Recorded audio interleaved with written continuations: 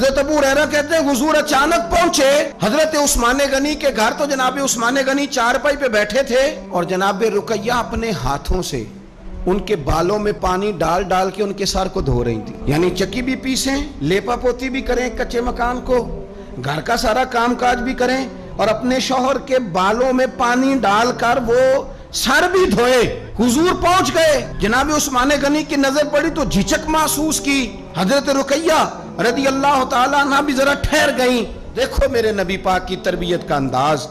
رسول کریم نے کیا فرمایا؟ نبی کریم فرمانے لگے رقیہ اپنے شوہر کی زیادہ خدمت کیا کر، رقیہ اپنے خامد کی زیادہ خدمت کر.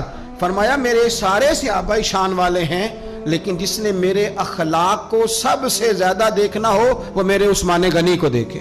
یہ اخلاق میں مجھ سے زیادہ مشابہت رکھتا ہے، بیٹی زیادہ خدمت کیا کر اپنے شوہر کی زیادہ. یہ حضور نے تربیت، یہ نبی پاک علیہ السلام نے ہمیں بتلایا کہ اس طرح تمہارے گھر بنیں گے، اس طرح دکھ دور ہوں گے. لیکن جب ابا ہی گھر آ کے روئے گا، مثلا ابا جی گئے بیٹی کے گھر میں شادی کے 2 4 5 مہینے کے بعد، تو واپس آ کے ابا جی رو پڑے. کیا ہو گیا جی آپ کو؟ کہتے ہیں اوہو میری تھی تے اتنے کام ہی بڑے کر دی پئی، میں نے بڑی لاڈوں سے پالی تھی، بڑی لاڈلی تھی، وہ میں گیا ہوں چولہے کے آگے کھڑی تھی. یہ جعلی دکھ ہے. اپنے گھر کا کام کر رہی تھی کہ یہاں وہ اللہ معاف کرے اسے نوکری کرا رہے تھے. تو یہ جان بوجھ کے گھڑے ہوئے دکھ ہیں جن کا کوئی معنی نہیں. اپنے گھر کا کام کر کے بچی کی صحت بھی ٹھیک ہوگی، اس کے نظریات بھی پختہ ہوں گے اور خاوند کی عزت کرے گی، اسے راضی کرے گی، تو میرے رسول پاک نے فرمایا رب جنت بھی عطا فرمائے گا.